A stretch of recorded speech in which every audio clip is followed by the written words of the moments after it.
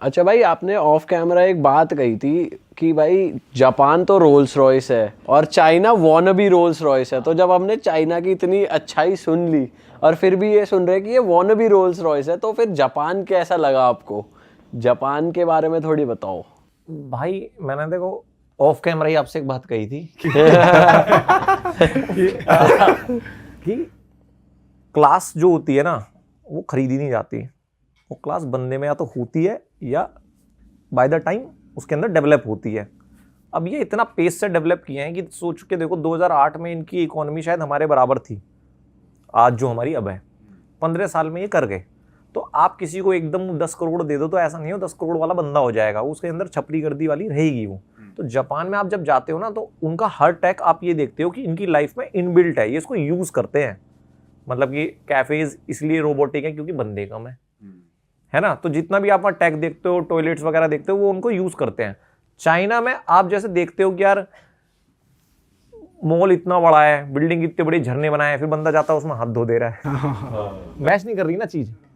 आप कह रहे हो गुची अरमानी के शोरूम पे भीड़ है, वहीं बाहर अंकल टी शर्ट ऊपर करके ऐसे खड़े हैं तो इसलिए मैं कह रहा हूँ कि वो वोनो भी रोल्स रॉयस है, लोगों की वजह से कर रहे हैं। और इसमें मुझे नहीं लगता भाई कुछ गलत है, कि शायद ये भी उनका ग्रोथ का एक रीजन हो सकता है कि वो बदले नहीं, वो देसी हैं तो भाई वो देसी हैं, वो पैसा कमा रहे हैं। और जापान में on the other hand tech wise और इंफ्रा वाइज चाइना आ गया है, जापान आ गया है। भाई बराबर मान के चलो, या तो चाइना थोड़ा सा आगे मान के चलो अडेप्शन में, कि वो टेक वो अडॉप्ट कर चुके हैं लाइफ में। आपको रियल लाइफ में दिखता है वो जापान में दिखता है, चाइना में आपको वो दिखता है शोकेस कर रहे हैं, बताते हैं कि हम ये कर सकते हैं। मतलब उनकी लाइफ में इतना नहीं दिखता है। और लोग सिमिलर है, मतलब दोनों के यहाँ बहुत डिफरेंस है। नॉर्थ इंडिया साउथ इंडिया हम भी, हमारे अंदर भी सिमिलरिटी है, उनके अंदर नहीं है भाई नहीं मतलब वो मुझे पहली बार ऐसे किसी देश में जाके लगा कि यार चलो यार इनसे तो बढ़िया हम ही हैं अच्छा, क्यों, ऐसा क्या था भाई वहाँ पे? चिड़चिड़े से हैं थोड़े, उनके बुड्ढे अच्छे हैं। अच्छा। जैसे हम एक बार बस पे चढ़ गए थे गलत, तो आंटी बैठ गई, अब उन्हें पता चल गया गलत चढ़ गए, तो आंटी बेचारी को इंग्लिश भी नहीं आती, ट्रांसलेटर भी समझ नहीं आ रहा है क्या डिवाइस ले रहे हैं। जो बूढ़े हैं उनको बहुत ही पीछे हैं वो, मतलब उनको मतलब नहीं है टेक वैक से, तो वो काफ़ी अच्छे हैं, फ्रेंडली, जैसे सीरीज में देखते हैं सारे चुपट गए क्या कहाँ फंस गए। बट जो यूथ है ना, नहीं वो नहीं है अच्छे। हाँ वो थोड़ा सा रूड लगते हैं भाई मेरे को। तो मैंने कई जगह देखा कि, मैं एग्जांपल दे देता हूँ, वहाँ पे जैसे हमारे यहाँ जोमेटो है, वहाँ पे एक ऐप है म्यूटेन कुछ करके, यार उनके नाम तो ऐसे ही रहते हैं, उनका येलो कलर का वो है भाई, उसका स्केल इतना बड़ा है, मान लो 5-10 जोमेटो के बराबर है वो, बहुत बड़ा स्केल है। 1-2 कॉफ़ी तो फ्री देता था मैं दिन की, यूँ ही पड़ी रहती थी, क्लेम कर लो, वो दुकान है वहाँ पे जाके ले लो, और बहुत ही तगड़ा स्केल। तो उस पर मैंने जिम पास देखा था, मैं क्या जिम कर लेते हैं कहीं, उसमें थे मैं बीजिंग के आसपास, तो मैंने जिम पास लिया और मैं 1.5-2 किलोमीटर था, मैंने यार पैदल कर चलते हुए चले जाते हैं, वॉक भी हो जाएगी। मैं जिम में गया, अब मैं एलीपे से पेमेंट कर सकता हूँ वहाँ पे, तो वो बंदा कहने लगा कि कैश चाहिए, तो मैंने बोला कैश नहीं भाई, मैं एलीपे मैं कहाँ से कैश लाऊंगा, और कैश वैसे भी तुम्हारे देश में चलता नहीं, तो कह रहा वीचैट से कर दो, और वीचैट हम कर नहीं सकते, उसमें लोकल सिटीजन की गारंटी चाहिए होती है। तो ऑल चाइनीज़ पूरे दिन या हर चीज़ वीचैट से करते हैं। हम टूरिस्ट के लिए अलीपे बनाया हुआ है, और अलीपे क्या बढ़िया ऐप है, आप किसी शॉप पे जाओगे तो उसका एक QR होगा, उसको स्कैन करोगे, वो उसकी पूरी मेन्यू आपकी भाषा में कन्वर्ट कर देगा। लेकिन कॉफ़ी हो कुछ हो, वरना सब चाइनीज़ में रहता है, बट वो मेन्यू कन्वर्ट कर देता है, और वहाँ से ऑर्डर करके आप पिकअप भी कर सकते हो। तो मैंने उसको बोला मैं अलीपे से कर देता हूँ, तो क्या नहीं वीचैट ऐसा। मैं बोला यार अब मैं क्या कर सकता हूँ, तो उसने बोला ये पास तो नहीं काम करेगा, आपका पास अवेल तभी हो सकता है जब आपके पास वीचैट होगा। मैं ठीक है यार, अब 2 किलोमीटर आए, क्या करें, मैं चल दिया। फिर मैंने वहाँ देखा बोर्ड लगा हुआ था, और ये बात भी एक बंदा आया था अंदर से, उसने ये बात कही, वो अलीपे से लेने वाला था मेरा, पता नहीं क्या बात हुई उनकी, उसने मना कर दिया। अब फिर मैंने बोर्ड पे देखा, उसमें घंटे के हिसाब से टाइम लिखा हुआ था कि 1 घंटे का इतना, 2 घंटे का इतना। तो मैंने बोला यार ठीक है मैं ये कर लेता हूँ, मुझे पास अवेल नहीं करना म्यूटेन वाला, मैं अब फ्रंट पे कर देता हूँ अलीपे से। तो उसने कहा हाँ ठीक है ये कर दो। तो मैं उसको बस पेमेंट करने वाला था, फिर वो बंदा अंदर से भाग के आया और उसने उसको कुछ बोला, फिर उसने मुझे मना कर दिया कि नहीं आप वीचैट से ही करो, क्योंकि उसको पता था कि मेरे वीचैट नहीं है। अब शायद इंटेंशनली उसने मुझे जिम में एक्सेस नहीं दिया, क्या था वो मुझे नहीं पता, बट वहाँ के थोड़े से यूथ तो ये तो गलत बात है इनकी। हाँ थोड़ी सी अजीब लगा वो, वही चीज़ लगी थी बस, और तो और आप बता रहे थे कॉमन वॉशरूम भी है होते हैं वहाँ पे, जहाँ पे लोग आपस में वैसे नहाते हैं, सब दिख रहा होता वो है। जापान में होते हैं अच्छा, वो जापान का है। ऑनसेन जिसमें नंगे नहाते हैं। क्या हुआ था वहाँ पे एक्सपीरियंस आपका? जापान के ऑनसेन का, जापान में मैं था उसमें, एक फूजी, माउंट फूजी के आसपास एक गांव है, एक तो मेन वाला है, एक दूसरा है थोड़ा दूर है, वहाँ पर था मैं। तो भाई जब मुझे नहीं नहीं नहीं ऐसी नहीं, ये माउंट फूजी के आसपास नहीं, ये टोक्यो की बात है। टोक्यो में मैं एक हॉस्टल में रुका हुआ था। तो जब मैं पहली बारी भाई हॉस्टल में चेक इन किया, पहले तो हम सुबह फंस गए लव होटल में। वो क्या होता है भाई? अब हमें नहीं पता था भाई ये होता क्या सिस्टम है। वहाँ एक तो सबसे गलत बात है, 3 बजे चेक इन होता है भाई दिन में। मेरी फ्लाइट 2-2:30 बजे आई थी सुबह, मेट्रो चलती है सुबह 5 बजे। तो पहले तो हमने 3 घंटे वेट किया कि मेट्रो चलेगी भाई तब जाएंगे। 8-10 हज़ार ऊबर दिखा रही है, क्यों खर्च करना है, हम तो भाई ट्रैवलर हैं, जितना पैसा बचेगा बचाएंगे। हम पहुँचे मेट्रो लेके हॉस्टल में, 7 बजे हम पहुँच गए थे। अब भाई और 12 घंटे का ले ओवर था मेरा वियतनाम में। तो मेरे को तकरीबन 24 घंटे से भी ज़्यादा हो चुके थे चले हुए, और मैं पूरा ऐसे नींद में था कि अब तो बस पैसे ले लो, मैं सोऊंगा। मैं हॉस्टल में पहुंचा, उसने बोला भाई 3 बजे चेक इन है तुम्हारा। मैंने यार 3 बजे तो नहीं रुका जाएगा, 7 बज रहे मैं तो बेहोश हो जाऊंगा, और फिर पूरा दिन खराब है, 3 बजे सोऊंगा तो उठूंगा कैसे। मैंने बोला एक काम कर, मैं तुझको पैसे देता हूँ और तू मेरा रूम दे दे। कहता नहीं। भाई मना ही कर दिया, और मुझे लग रहा मैं इसको समझा नहीं पा रहा हूँ। मैंने बोला मैं तेरे को आज का भी पैसे देता हूँ, 5,000 है ना तेरे, पर मुझे रूम दे दे। कहता नहीं, 3 बजे ही दूंगा। 3 बजे ही दूंगा। मैं यार ये बात तेरी समझ नहीं आ रही। ठीक है, मैंने लगेज रखा, मैं चल दिया, मैं गली में ढूंढता हूँ कोई। तो यार वहाँ पे ना एक होटल था वो लाल सा, तो मैं तो यही देख रहा था रूम्स अवेलेबल, रूम्स अवेलेबल। अब उसमें मैं गया तो वहाँ पे क्या था कि वहाँ बटन लगे हुए थे 401, 402, 403, और उनकी फ़ोटो लगी हुई थी और वो नीचे बटन थे। अब मुझे लगा कि यार इन्होंने वो बताए हुए हैं कि रूम ऐसे ऐसे हैं, 402 वाला उसमें पैसे भी लिखे हुए थे नीचे। ठीक है यार ये कर लेते हैं, ठीक है 4-5 हज़ार का पड़ रहा है, सो जाएंगे अपना। मैं वहाँ चिल्ला रहा हूँ खड़े होकर, कोई नहीं था।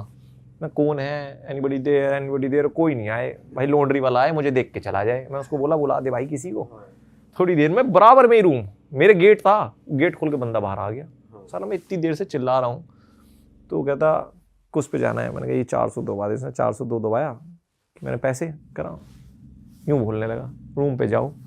ठीक है भाई चलते हैं, हम रूम पे चले गए। मैंने जैसे ही रूम खोला भाई, उस रूम में तो जंजीरें पड़ी हुई है, बेड पे जंजीरें हैं, और मशीन अंदर घुसते एक मशीन लगी हुई है। तो वो मशीन चालू हो गई एकदम से कि अब बटन दबाओ आपके पैसे कट जाएंगे और ये रूम एक्टिवेट हो जाएगा। और उस पर रूल्स लिखे हुए थे इंग्लिश में कि एक बार रूम बंद हो गया तो 4 घंटे से पहले खुलेगा नहीं, कि वो लव होटल है। अब आप उसमें अपनी गर्लफ्रेंड के साथ लोग हो जाओगे, उसमें जंजीरें और ऐसे ऐसे प्रोग्राम की पूरी प्रोग्राम व्यवस्था है। प्रोग्राम है। फ्रिज वगैरह, कोल्ड ड्रिंक जो भी था, जिसमें उसमें से लोग पैसे कट जाएंगे। बट वो बहुत सीढ़ी सा रूम था भाई। भाई यार ये क्या भाई गलत है? ये चटक है भाई। मैंने नहीं, ये मैंने रील्स पे देखा है। हाँ मैंने कदम भी नहीं रखा भाई उसमें। मैंने ये तो सिस्टम की, उसने जब बोला कि गेट नहीं खोलूंगा यार ये पंगा है कुछ। और उसमें लिखा था कि अगर आप गेट खुलवाते हो, एक बटन दबाओगे तो नीचे से खुलेगा। तो एक बार गेट खुलने के भी कुछ पैसे थे, मतलब पेनल्टी थी आप पे। उसका मतलब प्यार का माहौल बना रखा था कि अब अंदर ही रहो। तो जंजीरें थी और क्या क्या था? वो थी हथकड़ी जंजीरें, मतलब हथकड़ी जो होती है वो थी, और सामान पड़े थे इधर उधर, मतलब क्या डंडे वंडे, छड़ी वड़ी पड़ी थी। तो पूरा सिस्टम था। भाई मैंने कहा यार ये क्या हो रहा है सुबह सुबह मेरे साथ में। मैं भाग लिया वहां से नीचे। तो मैंने उसको बोला लिफ्ट, कह रहा लिफ्ट भी नहीं चलती, लिफ्ट नीचे से ही ऊपर आ सकती है, और जब आपका टाइम होगा तभी एक्टिवेट होगी। तो वो लॉन्ड्री वाला जबरदस्ती रहो यहाँ। लव होटल का मतलब कंसेप्ट यही होगा। तो लॉन्ड्री वाला एक छोटी सी सीढ़ी से जा रहा था, तो मुझे बोला कि भाई हट भाई मुझे जान दे। मैं चला गया उससे। तो फिर उसके बराबर में एक होटल मैंने लिया भाई, उसने 7,000 का दिया मुझे 5-6 घंटे का। बढ़िया होटल था। मैं भाई सो, टेंशन नहीं, इतनी मड़क नहीं ले सकते, बन गए ट्रैवलर जितना बनना है। सो के उठा मैं, तो भाई मैं नहाने का हिसाब पूछा, तो उसने बोला वी हैव ऑनसेन। भाई होता होगा कुछ ऑनसेन बोनसेन। होटल में नहीं थे नहाने वहाने का? होटल में ही जिसमें था। उसने बोला कि आपका जो है लड़कियों का 3rd फ्लोर पे है, लड़कों का 4th फ्लोर पे है, बट हमारे पास ऑनसेन है। रूम में बाथरूम्स नहीं थे? नहीं रूम में नहीं था, हम हॉस्टल में थे ना। अच्छा। तो ठीक है भाई 4th फ्लोर पे चले जाएंगे लड़कों का। भाई मैं जाके देखा तो ये वॉश बेसिन है, और अंदर एक इतना बड़ा रूम है ये, और इसमें नंगे नंगे लौंडे खड़े हैं 5-10। यार ये क्या हिसाब है भाई, पूरे नंगे नहा रहे हैं ये तो सारे।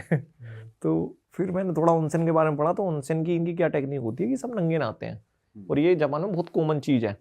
इसका मेन चीज़ क्या है, एक पूल होगा उसमें 40 डिग्री टेम्परेचर पे गर्म पानी होता है, वो आपकी यहाँ तक होता है, तो आपको उसमें बैठना होता है। तो वो कहते हैं कि वो पानी जो है ना आपकी बॉडी की सारी गंदगी निकाल देता है, डिटॉक्स कर देता है। ये हमारे आयुर्वेदा में भी है, ये तरीका वाकई में काम करता है ये।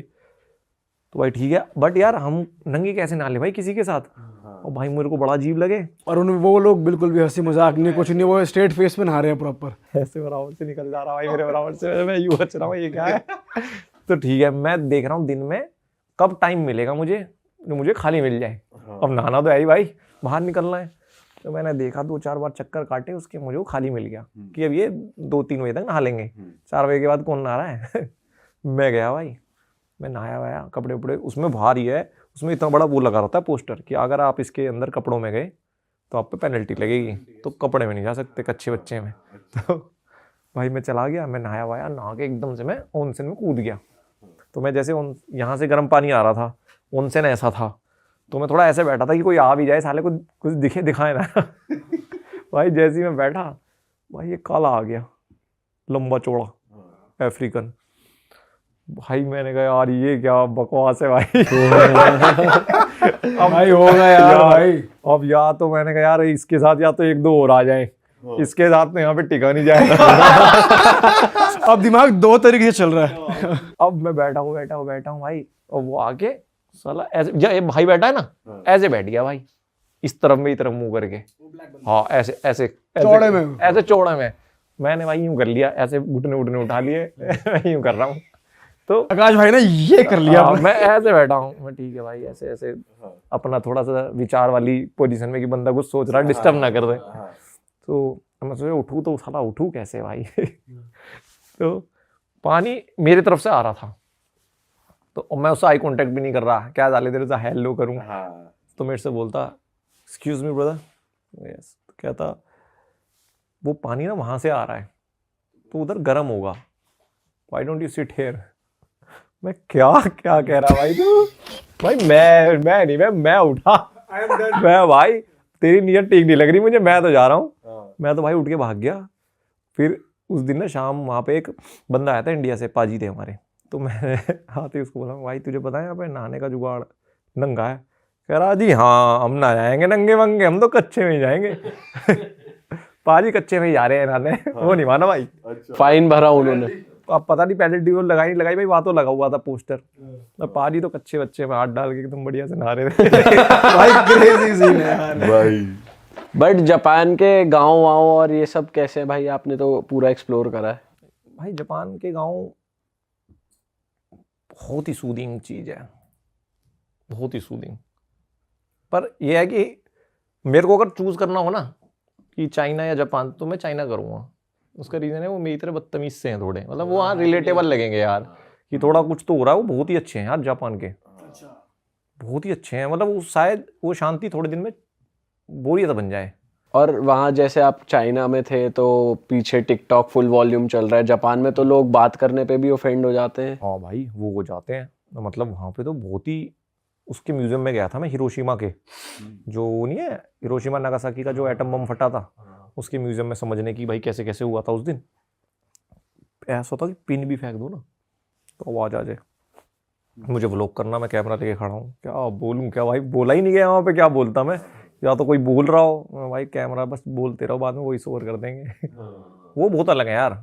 भाई जापान की ऐसी ऐसी रीलें भी आ रही है कि एक बंदा वाइट सॉक्स पहन के चल रहा है, थोड़ी देर बाद उतारता है कि देखो अब भी वाइट है। एक और आ रही है कि वहाँ डस्टबिन्स नहीं मिलेंगे आपको, पब्लिक में डस्टबिन्स नहीं है, लोग अपने सब साथ ही कैरी करते हैं। तो ऐसा सच में है? डस्टबिन तो भाई नहीं है, और ये मुझे नहीं लगता कोई अच्छी बात है। हाँ यार ये तो बेकार बात है यार, किसी के पास कुछ ट्रैश हो। भाई मान लो हमें नहीं फेंकना है तो मैं कितना रख लूंगा। कॉफी का तो कुछ हो, अब 7-11 रहेगा तो उसके अंदर तो आप डस्टबिन उसी के अंदर है, कॉफी पी के वहीं फेंक सकते हो। अगर कॉफी लेके निकल गए तो आप होटल तक लेके जाओ अपनी, तो ये गलत है। बट हाँ ये जो है ग्लव्स वाली बात, ये सॉक्स वाली कि इतना साफ है, वो मुझे ऐसा लगता है एक आधी गली हो सकती है इतनी साफ। कोई भी नहीं होगी यार इतनी तो, मतलब अगर एकदम सफेद जुराब है फिर वो गंदी तो होंगी। अगर तुम रोड पे चल रहे हो यार, थोड़ा बहुत रोड वहाँ गाड़ियां तो चल रही हैं, बंदे जूते ही पहन रहे हैं, ऐसे थोड़ी है कोई फेदर पहन के घूम रहे हैं। तो वो तो ओवर हो जाता है, मुझे लगता है कई बार सोशल मीडिया एक फ्लो में चला जाता है।